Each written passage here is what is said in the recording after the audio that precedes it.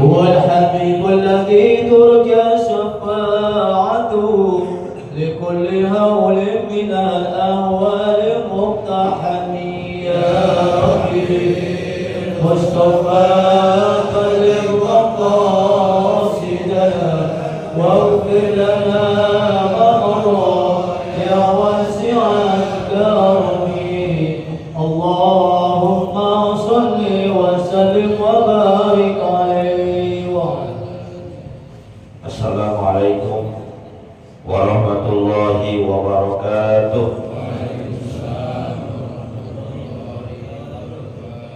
Bismillahirrahmanirrahim. Alhamdulillahi rabbil alamin. Allahumma salli wa sallim ala sayyidina Muhammadin wa ala alihi wa sahbihi ajma'in, amma ba'du. Fa inna asdaqal hadis kitabullah wa khairal hadi hadi sayyidina Muhammadin sallallahu alaihi wasallam wa syarrul umuri muhdatsatuha wa kullu muhdatsatin bid'ah wa kullu bid'atin dhalalah wa kullu dhalalatin finnar. Subhanaka la ilma lana illa ma 'allamtana innaka antal alimul hakim. Rabbi shrah li sadri wa yassir li amri wahlul 'uqdatam min lisani yafqahu qawli, amin.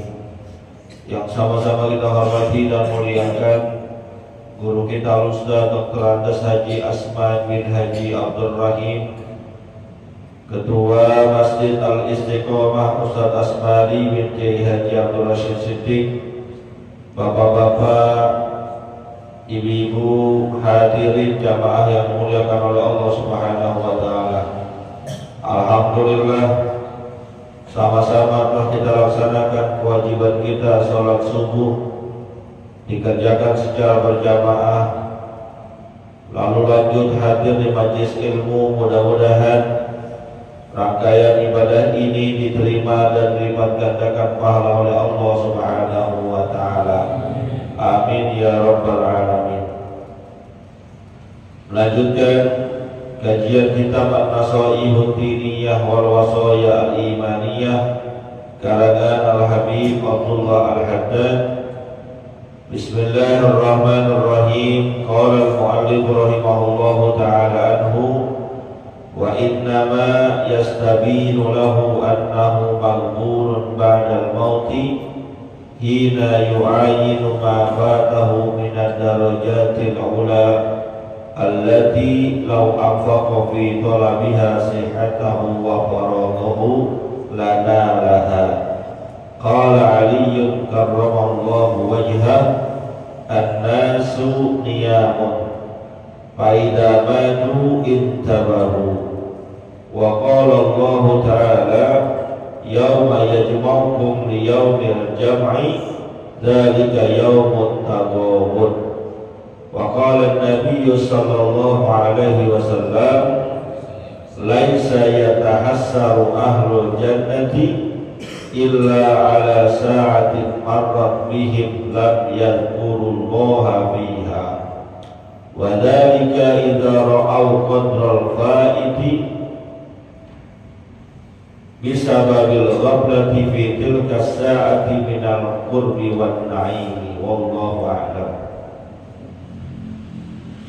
Melanjutkan pembahasan kitab An-Nasaihut Diniyah wal Wasaya Al-Imaniyah. Pengarang kitab ini menjelaskan wa innama yastabinu lahu annahu maqbulun ba'dal mauti, bahwasanya orang-orang yang lalai, orang-orang yang terlena di dunia baru nyadar bahwa mereka berada dalam keadaan lalai dan terlena itu setelah mati. Kalau sekarang lagi masa hidup enggak, menganggap biasa-biasa aja. Bahkan ketika mereka meninggalkan kewajiban Allah Subhanahu wa taala, mereka nyantai-nyantai aja, senang-senang aja, tenang-tenang aja, nggak ada rasa malunya, nggak ada rasa sungkannya. Mohon maaf, Dulu waktu kita masih pada rada kecilan dikit, itu nggak puasa terang-terangan malu. Rumah-rumah makan mereka baru berani buka lewat 15 hari Ramadan ke sononya. Awal-awal puasa tutup itu semua. Sekarang nggak ada berhentinya, buka terus. Orang masuk aja nyantai. Naik motor berhenti parkir masuk ke dalam. Dulu tutupnya ada rapat. Sekarang remang-remang. Bahkan harganya kadang-kadang kelihatan dikit cuek aja. Apalagi kalau udah masuk pasar kan? Ya jujur mohon maaf, saya kan aktivitas pagi itu di Tanah Abang ya, ngajar dari sana.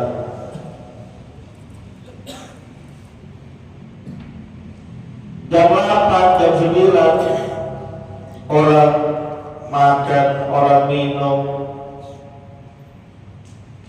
itu cuek aja, gak ada malunya, gak ada sungkan-sungkan, gak puasa ketawa-ketawa, cekikikan, berbuat kemaksiatan, cekikikan semuanya, ketawa-ketawa, gak ada yang malu-malu lagi.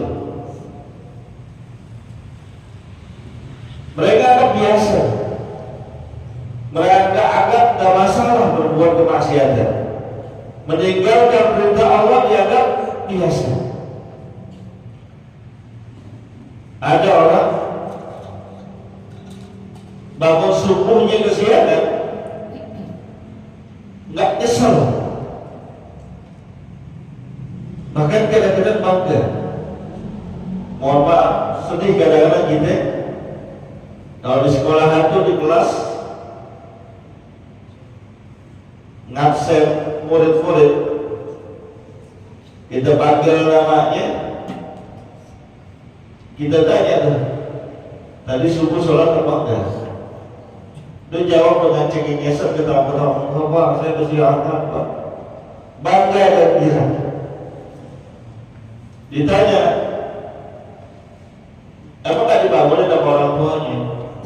Dia dengan bangga dan girangnya mengatakan, orang tua saya juga membangunnya siang Pak. Jadi bangun siang gak sholat subuh dianggap biasa, dianggap kecil, dianggap ringan, padahal itu adalah perkara yang sangat dahsyat, luar biasa.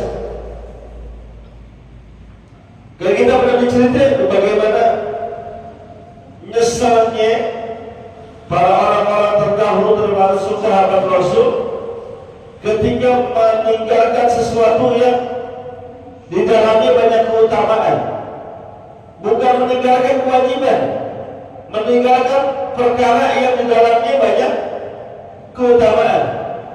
Misalnya meninggalkan sholat berjamaah, nyesalnya luar biasa. Ketika disahkan bahwa Sayyidina Umar ibn Khattab radhiyallahu ta'ala anhu suatu ketika saat masa panen kurma, beliau punya kebun itu di daerah Taif, salah satu daerah yang subur di Saudi Arabia. Kita kalau masuk ke kebun buah ataupun persawahan udah masuk masa panen, kan lihatnya enak ya, seger. Di sini buah udah tinggal siap petik. Saking enaknya ngelihat kayak gitu, kelupaan masuk waktu asar. Ingat-ingat beliau Sayyidina Umar bin Khattab setelah pelaksanaan sholat asar berjamaah yang kloter pertama selesai. Kalau misalnya sholat asar sekarang jam 3:30, dia baru sudah masuk waktu asar dan ketinggalan sholat berjamaah itu kira-kira jam 4. Kira-kira jam 4. Kan belum pelan-pelan banget. Nyampe di tempat sholat sudah ketinggalan sholat berjamaah kloter pertama. Artinya dia kalau mau sholat berjamaah lagi di situ masih dapat. Ataupun sholat yang dilaksanakan itu ya jam 4. Kalau menurut kita asal setengah 4, jam 4 kita baru sholat, itu udah telat atau belum? Belum. Itu biasa. Kadang setengah 6, ya. Kadang assalamualaikum warahmatullahi wabarakatuh, assalamualaikum warahmatullahi wabarakatuh, azan maghrib. Kita itu kadang-kadang begitu ya, betul nggak? Ini ketinggalan itu belum seberapa. Menyadari kelalaiannya tersebut, dia nyesal sebesar-besarnya. Akhirnya ada yang mengatakan dia jual kebunnya, hasil jual kebunnya itu kasih ke Rasulullah untuk dibagi-bagikan kepada orang lain. Ada yang mengatakan bukan kebunnya yang dijual, hasil panennya, gara-gara dia terlena dengan panen buah kurma, semua hasil panen dari kebunnya itu dijual, uangnya gak dikantongin karena dianggap nih bikin lalai, dikasih kepada Rasulullah SAW untuk dibagikan kepada kaum muslimin. Nyeselnya segitu-gitunya, cuma gara-gara tertunda sholat berjamaahnya disebabkan terlena dengan melihat kebun. Bukan tinggalin sholat asar, enggak, jauh. Para sahabat tadi jauh dari meninggalkan kewajiban. Coba bandingkan dengan kita. Ya termasuk saya. Berapa banyak kita yang terlena sholat berjamaah gara-gara nonton TV, gara-gara kasihkan nonton TV. Itu seandainya semua kita punya karakter kayak Sayyidina Umar bin Khattab, gara-gara di TV gue jadi gak sholat berjamaah, mulai nyari TV saya jual, duitnya kasih ke pengurus masjid. Antum gak kira-kira pengurus masjid? Kaya masjidnya, tapi kan gak sampai kayak gitu. Maka orang-orang yang lalai, terlena, dia tinggalkan kewajiban-kewajibannya, dia kerjakan justru larangan-larangan Allah, baru sadar setelah meninggal dunia. Oh sekarang sih belum sadar. Hina yu'ayinu ma fatahu min ad-darajatil ula allati law anfaqa fi talabiha sihatahu wa qaradahu lanala. Mereka baru nyadar dan ternyata apa yang mereka lalaikan dulu di dunia menyebabkan mereka tidak mendapatkan derajat yang tinggi. Baru kalau kata orang kita itu berubah gara-gara lalainya di dunia, gara-gara tidak fokusnya mereka dengan urusan akhirat, berubah ternyata mereka tidak mendapatkan derajat yang tinggi. Bahkan ada sebuah riwayat hadis, kita temukan sebuah keterangan, nanti orang-orang yang di surga diperlihatkan oleh Allah dengan api neraka, sementara orang-orang yang di neraka di tempat diperlihatkan oleh Allah tentang kenikmatan surga. Tujuannya apa? Yang di surga itu diperlihatkan dengan api neraka supaya tambah syukurnya. Tuh, dulu kalau ente nggak rajin ke masjid, nggak mau bela-belain hadir di majlis ilmu, tempatnya bakal di sana tuh. Azab pedih, dibakar, ditampus, dipanggang, ditusuk, agar bertambah rasa syukurnya kepada Allah. Sementara para penduduk neraka dikasih lihat tuh nikmat surga. Tuh, lihat surga tuh. Kalau dulu engkau rajin ibadah, rajin sholat, rajin puasa, rajin mendekatkan diri kepada Allah, tempatnya seharusnya di situ. Kenapa diperlihatkan penduduk neraka dengan surga? Supaya tambah penyesalannya. Iya, kenapa dulu begini, kenapa dulu saya malas, kenapa dulu datang peringatan saya cuek aja, kenapa dulu azan berkumandang saya gak mau buru-buru kerjain sholat, kenapa dulu ketika datang Ramadan saya gak puasa, sekalinya mau puasa jarang-jarang saya puasanya, untuk menambahkan penyesalan dalam diri mereka. Makanya waqala Ali karramallahu wajha, Imam Ali karramallahu wajha, Allah memuliakan dia punya mukanya. Jadi kalau para sahabat Nabi itu kadang-kadang disebutkan namanya, dianjurkan kita nambah embel-embel radhiyallahu taala anhu. Sayyidina Umar bin Khattab radhiyallahu taala anhu, Abu Bakar Siddiq radhiyallahu taala anhu, semoga Allah meridhoi kepada mereka. Tapi ketika disebutkan karramallahu wajha, semoga Allah muliakan dia punya mukanya, kenapa ya? Ada kekhususan. Salah satu sebabnya, sebab yang lain banyak, salah satu sebabnya, mohon maaf, Sayyidina Ali itu orang yang sangat menjaga pandangannya, sampai-sampai kemaluan dia sendiri nggak pernah dilihat.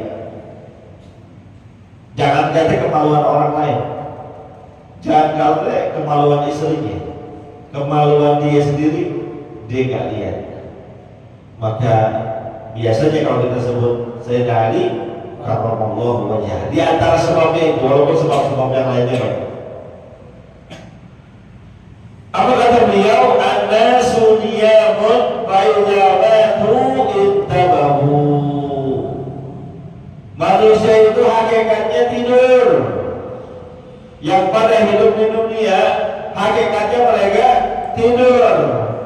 Entar kalau udah mati baru pada bangun, baru pada sadar. Nah kalau orang tidur kan nggak sadar diri. Lu tidurnya ngaprak banget, tapi kalau kata bahasa kita gocak. Lu tidurnya gocak banget. Katanya melek, yang tidur merasa gak digocak? Ya kagak. Lu tidurnya ngoroknya gede banget, kata yang sana. Kata yang melek, kata yang benar. Kalau yang tidur, apa iya kok tidurnya ngorok? Nggak sadar deh. Kita ini semua hakikatnya tidur, gitu. Sayyidina Ali bin Abi Thalib radhiyallahu taala anhu karramallahu wajhah, fa'idha matu, apabila mereka semua meninggal dunia, intabahu, baru sadar, baru bangun, baru melek, baru lihat, ya Allah, ternyata bekal saya masih jauh dari cukup. Bekal saya masih kurang.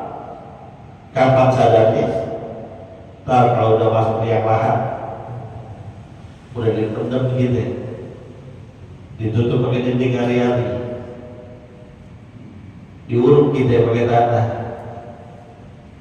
Setelah menjadi gundukan tertulis nama kita, bulan bin bulan, lahir tanggal sekian, tahun sekian, wafat tanggal sekian, tahun sekian, baru sadar.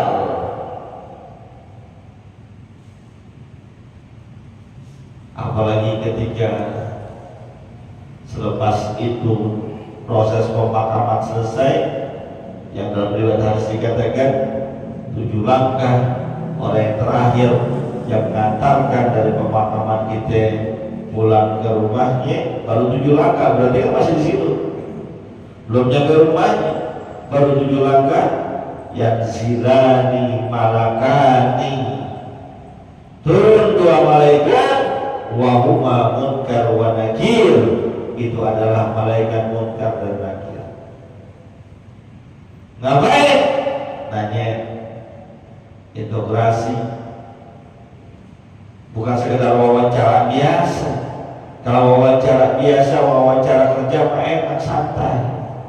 Nanya-nanya wartawan, nanya-nanya kita untuk informasi santai. Tapi yang nanya ini polisi intel, ditanya kita tentang seluk-beluk, ditanya sesuatu yang detail, grogi kita. Jangan kan begitu, di tengah jalan kita lagi naik kendaraan, mau motor mau mobil, terus dipinggirin sama polisi, ditanya-tanya, bingung juga kita. Surat mana surat? STNK, sip, lihat kelengkapan kendaraan, buyang gitu. Tuh yang nanya baru polisi, yang masih modal masih bisa kita sokong, masih kita kasih duit, mau dia. Besok yang nanya malaikat, nggak kena duit, nggak mau disokong mereka, yang hanya taat kepada Allah. La ya'sun Allah ma amarahu wa yaf'aluna ma yu'marun. Akan bertanya kepada kita, man rabbuka, siapa Tuhanmu, wa man nabiyyuka, siapa nabimu, wa ma kiblatuka, apa kiblatmu, wa ma imamuka, apa imammu, wa man ikhwanuka, siapa saudara-saudaramu. Ditanya kita, baru nyadar kita di situ doang. Ketika udah terbaring, terbujur kaku, nggak bisa ngapa-ngapain, baru nyadar. Ternyata banyak kesalahan-kesalahan kita selama hidup di dunia, banyak perintah Allah yang kita nggak kerjain, banyak larangan Allah yang kita langgar, banyak waktu kesempatan yang Allah berikan tidak kita manfaatkan dengan sebaik-baiknya. Kapan nyadarnya? Kalau udah terbujur kaku di dalam lubang kubur.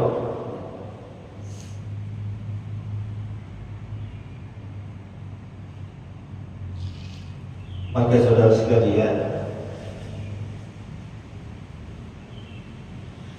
sering saya sampaikan, ketika saat ini kita masih bisa merasakan Ramadan, itu hakikatnya adalah kasih sayang Allah buat kita, supaya ngejar yang dulu-dulu ketinggalan, supaya nambahin yang masih kurang.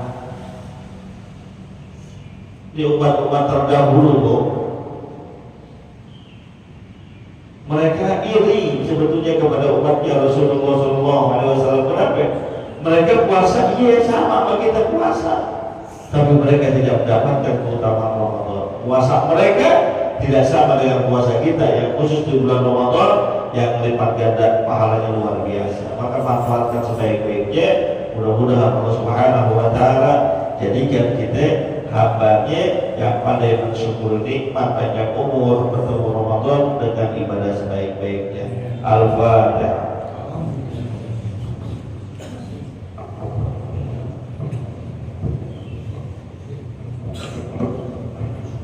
Allah.